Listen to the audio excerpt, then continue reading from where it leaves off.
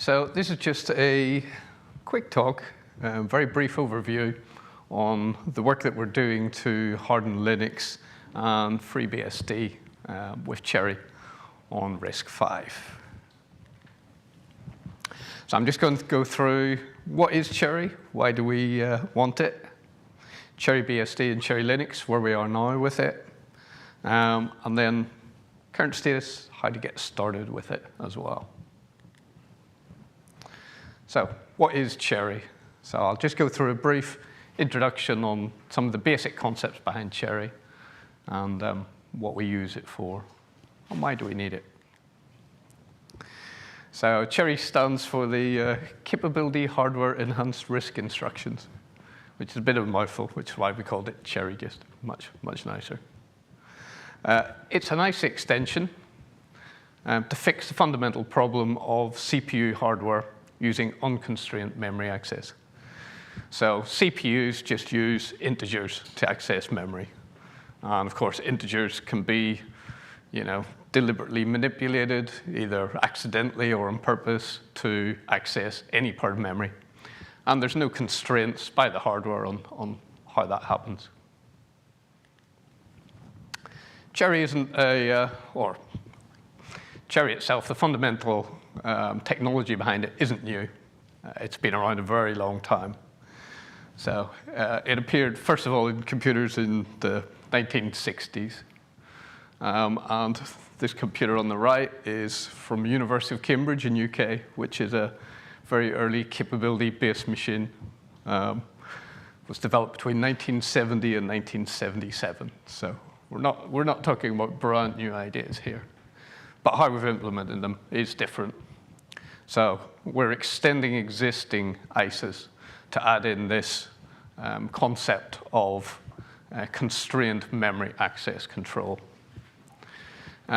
It's an unusual technology in that it's cross-architecture as well. So it currently has versions for MIPS, it has versions for ARM, RISC-V, and Prototype 1 for x86 as well. Which for security technology, quite unusual. It's had a long history. It's been in development for well over a decade. It was funded originally by DARPA, also in the UK by the UK government program, which culminated in the development of silicon from ARM on a device called the ARM Morello, which was an implementation of CHERI on the ARM Neoverse N1 chip. And what we're looking at now is putting it into being a standard RISC-V extension and commercializing it. So we mentioned capability in the name CHERI, but what is a capability? So this is basically what we use to constrain memory access. So instead of just having an ordinary integer address, we extend that with encapsulated metadata as well, which contains the bounds, so the upper and lower bound of where that pointer can access, and also permissions as well. So read, write, execute being an obvious one. There's also an additional bit, which is the tag bit. And this is something that's hardware controlled, and it sets the validity of a capability. So if your software tries to manipulate a capability in a way that it's not allowed to, then that bit gets cleared, the capability becomes invalid, and if you try to use it to dereference, then you'll get an exception. There's also strict rules about how we use capabilities. So we have instructions in the ISA extension that allow them to be manipulated, such as incremented. But we also, in the way that they're used, a capability can only be derived from another capability. And when you create that new capability, it can only have the same or lesser rights as well. So how do we implement it on RISC-V? Well, our register bank and the memories now store capabilities and tag as well. The ISA obviously gains capability load, store, and manipulation instructions, like the add. On the CHERI system, every memory access is checked. So that's every load and store. and it's checked against the rights of the capability controlling access. Now, we have two modes on RISC-V. There's integer pointer mode, which is just standard operation, same as any other RISC-V would operate. Then we also have a mode bit that effectively changes the loads and stores to be capability supported. So you have to have a capability to do a load store. So you're basically dereferencing off a capability pointer instead. Even when you're in integer pointer mode, as I said, every access is constrained. So there is the default capability that effectively allows you to set the bounds and permissions for every integer access as well. So that means we can take a binary from an ordinary RISC-V binary, we can run it on a CHERI processor, but we can constrain what memory access it has. So if you think about the obvious use case for that is something like you have a binary-only library, you can restrict what in memory it can access. We use capabilities to implement fine-grained compartmentalization, and it's also got a facility for control flow robustness. So it protects return addresses on the stack, for instance, by making them immutable, except for a return operation, a jump. So how do we use it? Well, it's very much a hardware-software co-design. I mean, you've heard that phrase multiple times in this conference, but it is. So CHERI gives us the hardware support on which to build more complex software security primitives. On boot, we start with an infinite capability that has full memory access bounds, full permissions, so we can access everything with it. And what we do in software is then we derive down more and more constrained capabilities so that we have less and less access. And a lot of this heavy lifting is done by the compiler. For instance, if you have in your C code, for instance, an array, static-sized array, the compiler will generate the capability that only allows you to access within the bounds of the array. So that stops things like buffer overflow attacks, because as soon as you go outside the bounds, you'll get an exception.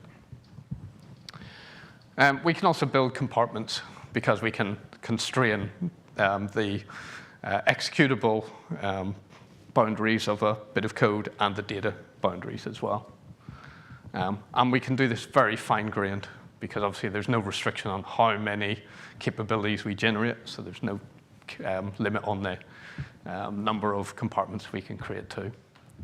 So on a typical system, on the right here, you've got your applications, kernel subsystem drivers. We can start to put compartments around things like libraries. And within a kernel, for instance, we could isolate subsystems or we could isolate drivers off as well as adding spatial temporal memory protection around the whole lot. So the compartmentalization allows us to implement the security principle of least privilege because we can constrain it. In terms of software impact, so the impact in software is obviously highest where your code is manipulating pointers. So that's typically the low-level code, any sort of memory modification, things like memory allocators, for instance, or chip machines, stuff like that. And that's the bit where we really have to modify. So the approach that we're taking really is to supply effectively up to the dynamic loader stage, because once you get above that and things like memory interfaces are abstracted through things like, malloc and free, then that requires practically, zero or very little modifications. So applications are generally just a recompile. There may be some minor fixes, but what we find is a lot of these are actual improvements or bug fixes. Just an example, KDE was ported to support CHERI, and there was less than 0.03% lines of code changed. That's very different from the kernel and FreeBSD support, which required extensive changes to support some of the more complex features. Okay, so where are we?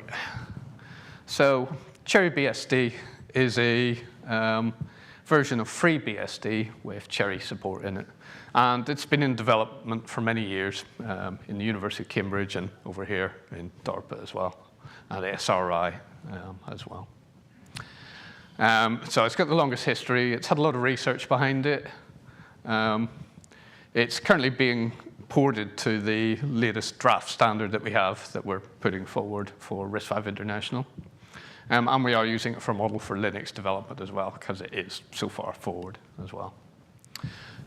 So far, it has spatial protection in the kernel, spatial and temporal safety for user mode applications.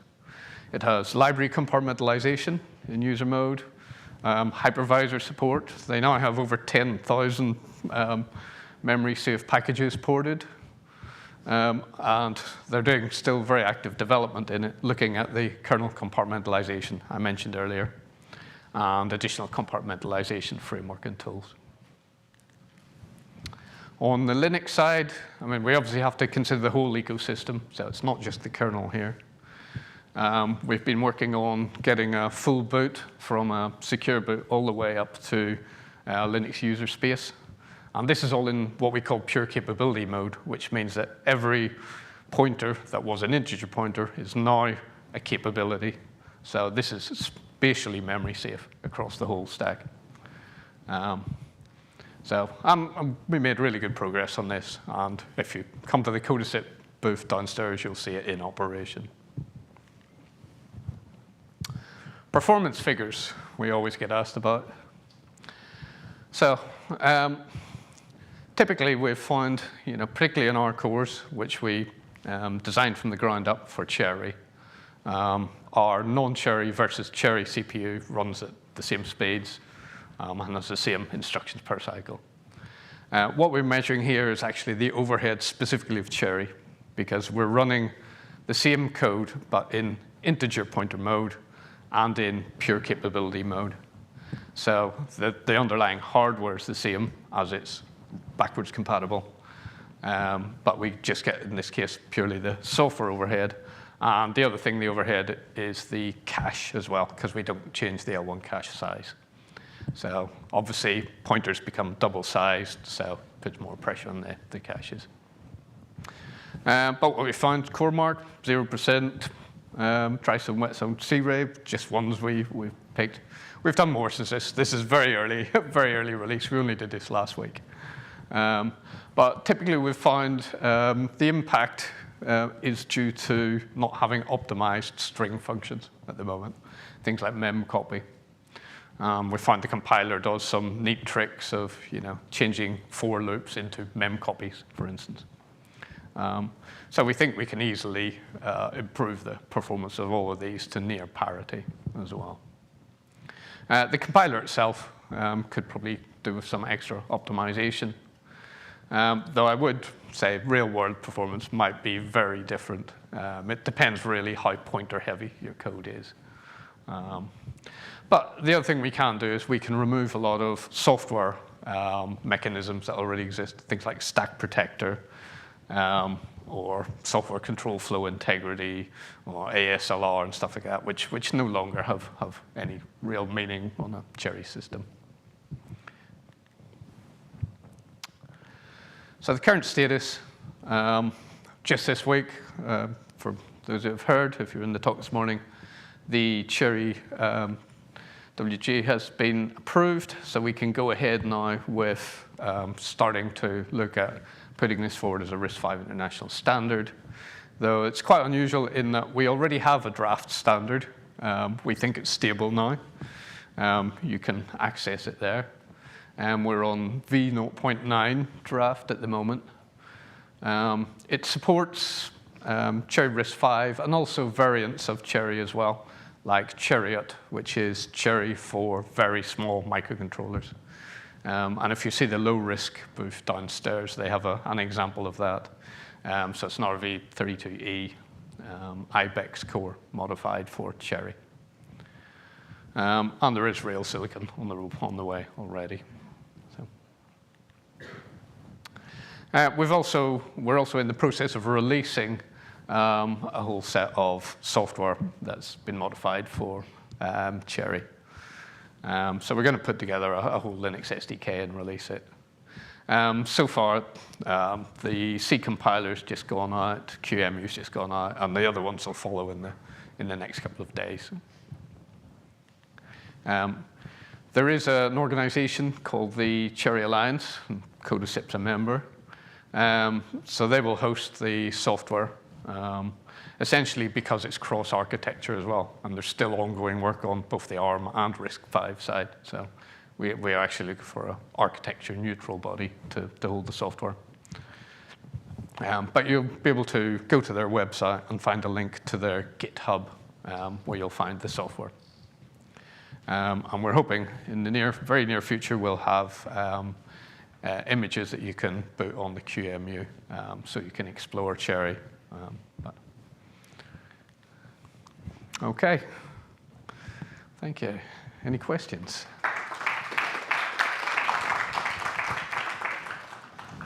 Got a couple of minutes if there's someone who'd like to ask a question. All right, we're going over here.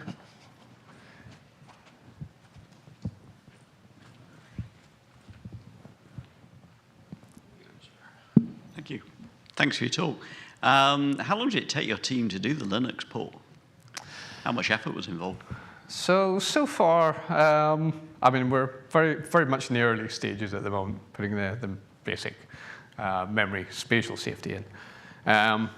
So I would estimate at the moment, we've had about 3 people working on it, probably around 9 months for the work so far. Though that started off with a prototype kernel, which we then went through, and then we threw it away because we thought, yeah, we can improve this. So our latest one is probably only about 5 months old. And what we've done is actually use some of the Morello code as well, where we can. So we have nice, clean implementation now of a pure capability kernel as well. Anyone else? Going once, going twice. All right. Thanks, Carl. Thank you.